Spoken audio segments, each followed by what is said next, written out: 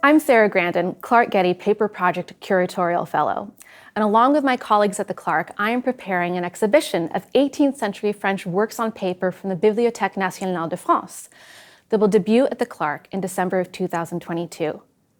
In France in the 18th century, the public appetite for drawing by contemporary artists exploded. Drawing had long been privileged by art aficionados as a direct, unmediated way to access an artist's identity. And in 1648, after the founding of the French Royal Academy for Painting and Sculpture, learning to draw became a pillar of artistic instruction in France. In the 18th century, artists began to draw at an accelerated pace, and they began to think about the commercial potential of drawing. To satisfy the growing demand for drawings, editors and artists sought to reproduce and multiply these original works on paper through the medium of print. Through their editorial endeavors and their technical innovations, drawing became accessible to a greater audience and even influenced the way artists drew. Through an examination of a selection of drawings, prints, and books from the collection of the Clark Art Institute and from its library, we will explore the primacy of drawing in 18th century France and learn about the vital role that print played in propelling the popularity of the medium. Let us begin with a look at this print by Parisian engraver Jean-Jacques Flipart, which plunges us into the world of the French Royal Academy of Painting and Sculpture. In the 17th and 18th century, the Academy was housed in the Louvre Palace. This is a studio where artists in training would have learned to draw.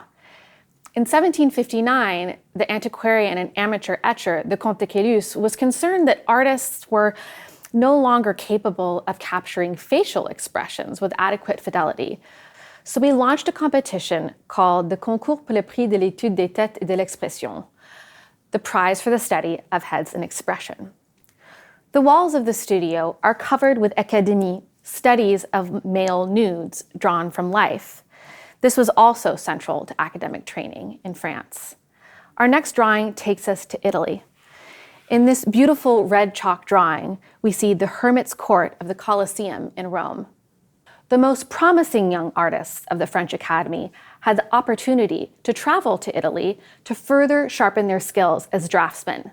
This was the case for Jean-Honoré Fragonard, who won the Prix de Rome and then spent several years as a pensionnaire at the French Academy in Rome. He was apparently a terrible student, loath to complete his assignments, but he blossomed as an artist when given the opportunity to draw en plein air, which is the case of this study. We can see in this beautiful drawing his sensitivity to the movement of light through foliage and to the diverse textures he could observe in ruins. He captured these details by subtly altering the pressure he applied to the piece of red chalk he held in his hand. We know that when he drew this setting, he was accompanied by his friend Hubert Robert because a very similar drawing by the artist Robert exists. Another interesting detail of this drawing lies in the signature and the date. There's a spelling mistake in Fragonard, which is spelled Flagonard, which you know is a mistake that the director of the French Academy in Rome, Charles-Joseph Natoire, often made. This detail tells us that this drawing was likely in Natoire's personal collection or that he sent it back to Paris as proof of Fragonard's progress. The next album of drawings we will look at keeps us in the Italian countryside. This album of drawings is one of the treasures of the Clark collections. It contains drawings made by Guillaume Lethière that he made during his travels in Italy in the late 18th century. The album was assembled posthumously by one of his most beloved students, Mélanie Marie d'Hervilly. We have townscapes and tree lines rendered in pen and ink and brush and wash, cacti and botanical gardens rendered in strokes of graphite, and even landscapes done in black chalk with white highlights on pristine blue paper. For those who didn't have access to study of the live model at the Academy in Paris or to trips to Italy, print was an essential resource for learning how to draw. Professionals were not the only people who learned how to draw in France in the 17th and 18th century. Princes, princesses, and other children born into privilege also received drawing instruction. This volume from the Clark Library gives us insight into the lessons that were given to the Duc de Bourbon, Louis XIV's son. This publication shows us that students were supposed to begin with contours of trees and landscapes, and then fill in the forms with more hatchings to give an impression of volume and tone. This technique was to be applied not only to trees and landscapes, as in this volume, but also to human figures and equestrian subjects. In 1755, the editor Charles-Antoine Watteau published a method for learning how to draw, which was exceptional in the degree of written detail it provided. Accompanying his detailed text were plates reproducing drawings by old masters from Charles Le Brun to Raphael. Most of these illustrations focused on human expressions, gestures, body parts, human proportions, and they reproduced académie, those studies from the live model that students at the Académie produced. Now let's leave these drawing manuals behind and dive further into the relationship between print and drawing in this period. In 1721, the painter Jean-Antoine Watteau died at the age of 37. During his short life, he produced somewhere between 2,000 and 4,000 drawings. After his death, his friend and patron, Jean de Julienne, commissioned an immense editorial project to translate a large part of the artist's drawing corpus into print. This publication was called Figures de différents caractères, Figures of Different Characters, and was published in 2 volumes between 1726 and 1728. The publication is commonly referred to as the Recueil Julien. But why would Julien have gone to the trouble of reproducing so many of his friends' drawings? Well, Watteau was a magnificent draftsman, as we can see in this beautiful drawing from the Clark's collection. Figures observed at different moments from surprising angles seem to waltz around each other on the page, politely jostling for space. As they turn their heads, or as their profiles disappear from view, we are struck by Watteau's interest in capturing the ineffable, inaccessible inner world of his subjects.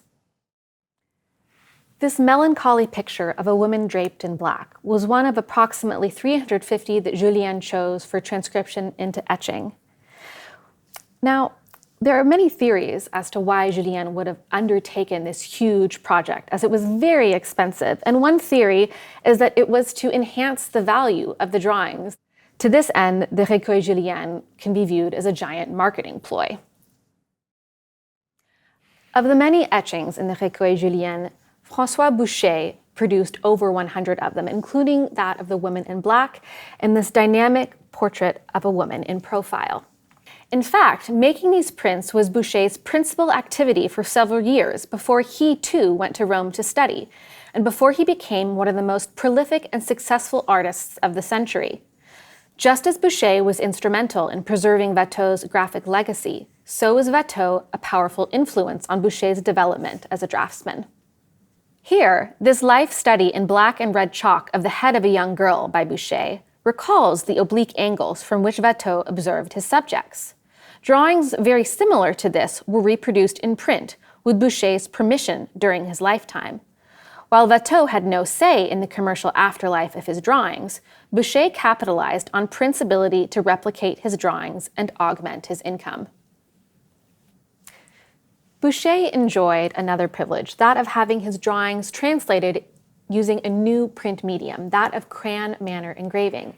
This allowed the printmaker to not only translate the contours of Boucher's figures, but also to capture the texture of the traces he left in chalk. This print by Gil de Marteau is an interpretation of one of Boucher's red chalk drawings. This print by Gil de Marteau was based on a drawing by François Boucher, and it employed a new technique of which de Marteau was one of the inventors. De Marteau used toothed roulettes and textured matoires on his copper plates, which left marks that were the width and grain of strokes of greasy crayon on laid paper. There are 2 telltale signs that signal you are looking at a crayon manner engraving and not at a drawing in crayon. The first is the cuvette, or plate mark, which is the indentation left in a piece of paper after it has gone through the copper plate press. This mark has been cut out of this print, unfortunately. The second is the orientation of these strokes in the background. The strokes of a right-handed artist would ascend diagonally from left to right, but this is reversed in the printmaking process, as we can see here. As we will see in this next print by de Marteau's nephew, the young de Marteau took the additional step of reversing the gestures of his own hatching in the background of his print, so that when the print was pulled, the orientation of the lines would look like they had been freshly drawn. This large, remarkable print is a virtuoso counterfeit of a drawing in red, black, and white chalks by François Vincent, now at the Albertina. Most connoisseurs would have known they were looking at a print, not a drawing, but de Marteau still made every effort to impress the viewer with his imitative skills. He made the image using 3 plates, each of which was printed using a different color, one in black, one in red, and one in blue ink. Like his uncle, Gil-Antoine de Marteau had trouble printing with white ink, and so he worked the black plate to impart a gray tone that gave the appearance of buff paper.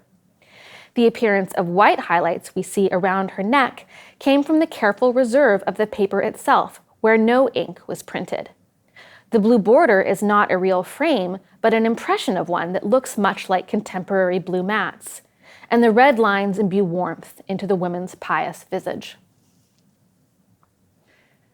These complex prints by the de Marteau are a testament to the appetite for drawing in 18th century France. They also show us that consumers were not merely interested in images, but in the material specificity of drawing itself, to the play of chalk, pastel, or wash on a piece of paper, and to the index of an artist that these pools of ink and strokes of chalk registered. The method of crayon manner engraving, which was highly labor-intensive, soon fell out of favor to be replaced by easier, cheaper methods such as lithography. And by the late 19th century, photomechanical means of reproduction became available to artists and editors. But taking the time to look at these prints and drawings gives us an opportunity to appreciate the art of imitation and to ponder on the enduring pull of works on paper. To view more prints, drawings, and photographs from the Clark collections, please come visit us at the Thaw Galleries, where we regularly have rotations of works on paper, or make a private appointment at the Manton Study Center for Works on Paper. Finally, you can visit clarkart.edu to explore our vast collections of prints, drawings, and photographs. Thank you.